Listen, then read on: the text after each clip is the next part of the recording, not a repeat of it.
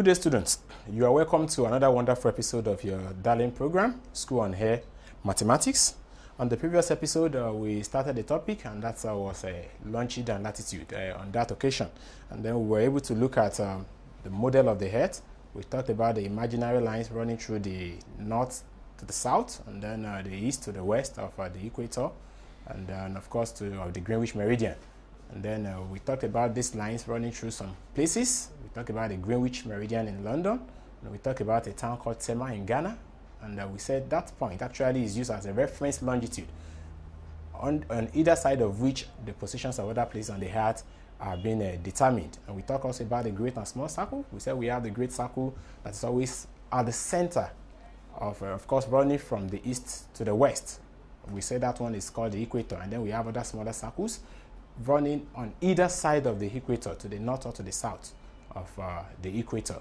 And then we said all of that are used to determine the position of places on the Earth's surface. So that was on that episode. So today we are going to be looking at another aspect, another angle to longitude and latitude, as much as it determines the position of places on Earth's surface. So today we are looking at angles of latitude and longitude. And before we talk about angles of longitude and latitude, we have to spell out what lines of latitude really are and what lines of longitude really are, and how they actually can be used to determine the position of places on the Earth's surface. So we start with the lines of latitude, and then I want us to take a good look at this model that we have here. Okay, like we've seen in the previous episodes, this models the Earth that you and I live in.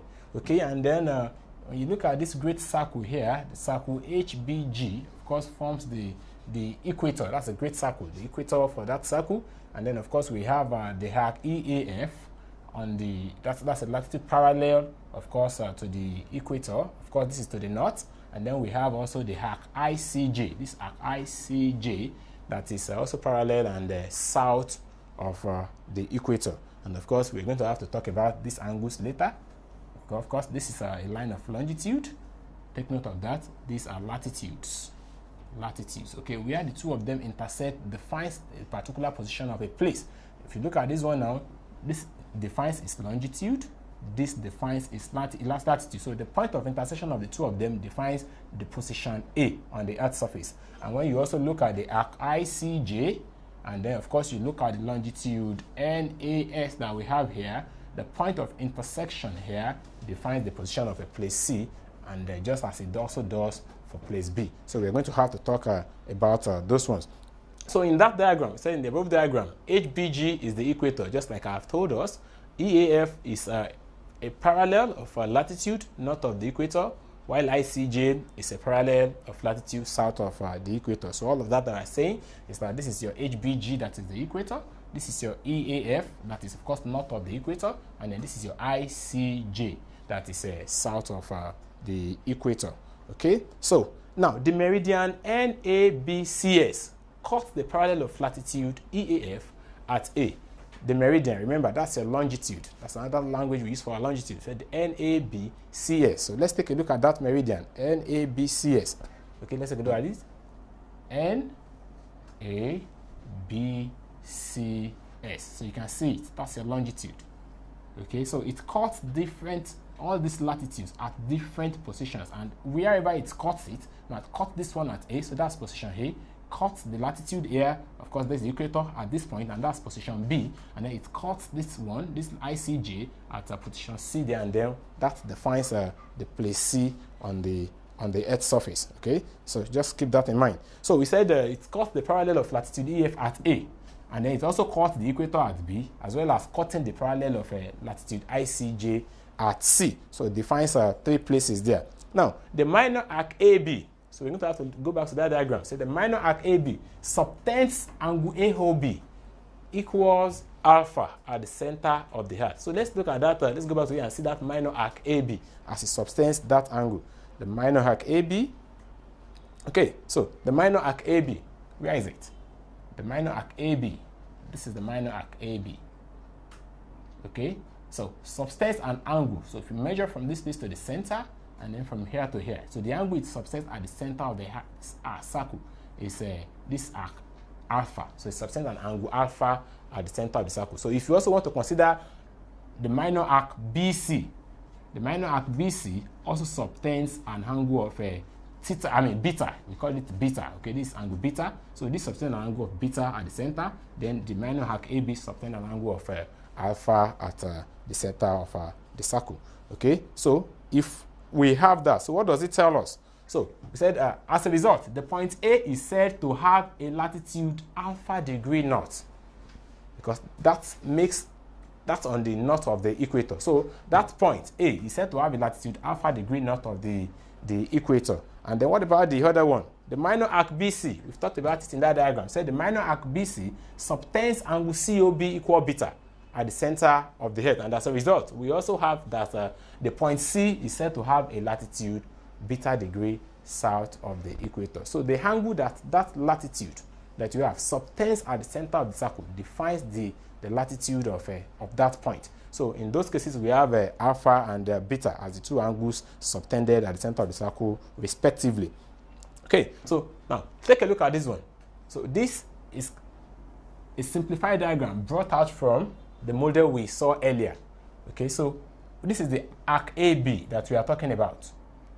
Okay, now this is an edified line of latitude. Okay, so this is the equator. This one at the center defines the equator, and then this is the latitude that is north of the equator, and then this is the latitude that is south of the equator. Okay, so this is the minor arc AB that we are talking about. So you have minor arc AB subtending an angle of alpha at the center of the circle, and then of course we have the arc, the minor arc BC also subtending the angle beta degree at the center of the circle. So we say that the latitude of this position is alpha degree, and then the latitude of this other position is beta degree, of course, north and south of the equator in that order.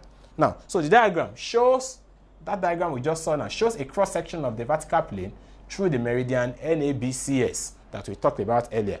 And then we said angle AOB is alpha degree. We just saw that, and the angle COB equal beta degree. So that's it. Angle AOB is O is the center of the circle. Angle AOB is the alpha degree, and then angle BOC is beta degree.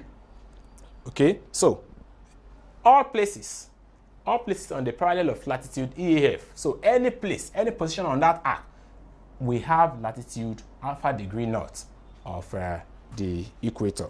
Okay, and then similarly, all places on the parallel of latitude ICJ, that is the one on the arc BC, the one on the arc BC will have latitude beta degree south of the equator. You should be familiar with this. We talked about locus of points in one of our previous episodes, where we said that the position of any point on a given locus is always the same from the center of reference where the locus was drawn from.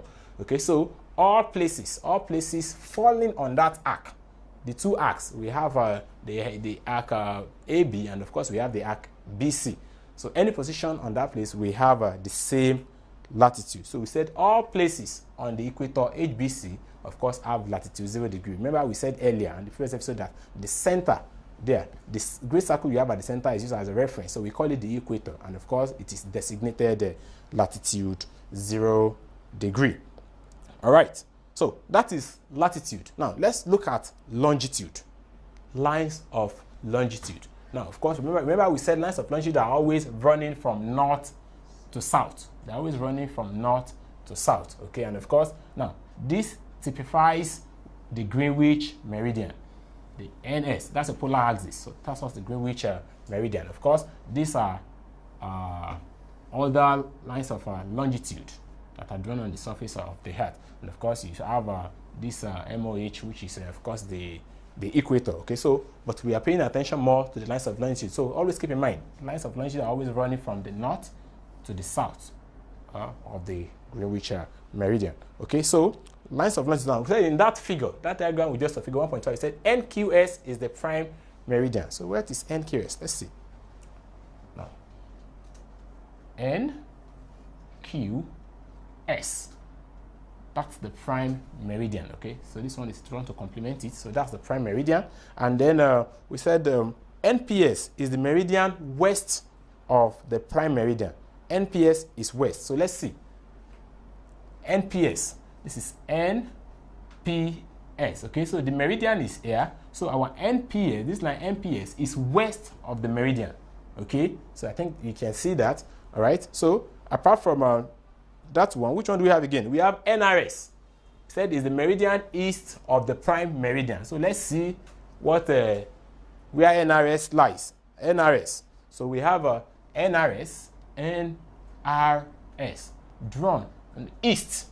Okay, so that's the meridian east of the prime meridian. Remember, this is the prime meridian, your NQS. So your NPS is drawn west of the prime meridian, and your NRS drawn east of the prime meridian.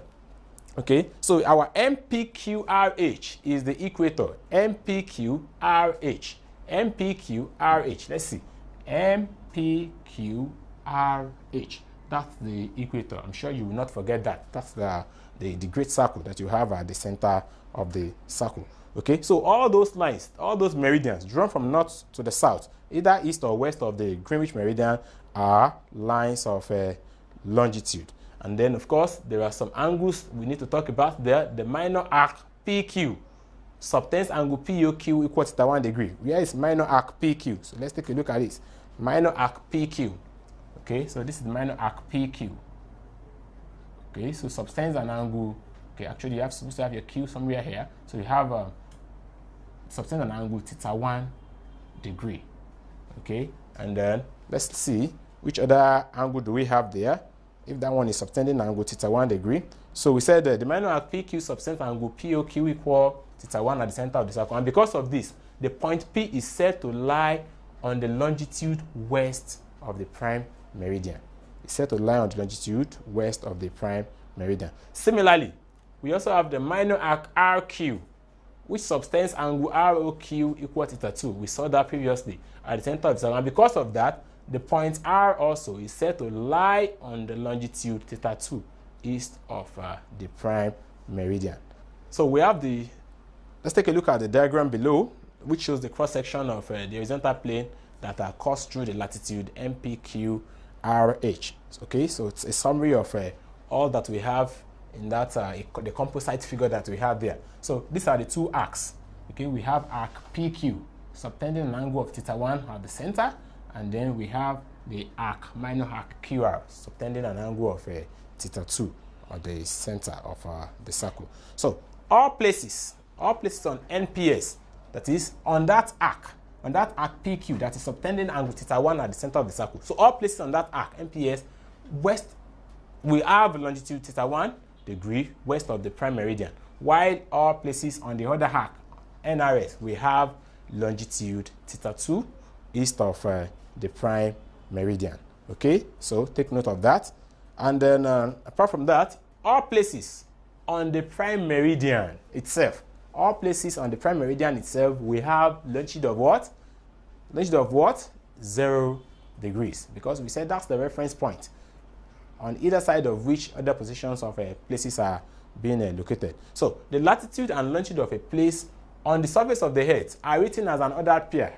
You know why? Because each position, just like we did in our Cartesian coordinate, that the position of any point in a plane is defined by its position on the x ordinate coordinate and on the y coordinate. So it's always forming an ordered pair. So if you want to find the position of a particular place on the earth surface, it is always defined, specified by its longitude and its latitude. So if we have to mention what the latitude is and what the longitude is, then it's always going to form a pair.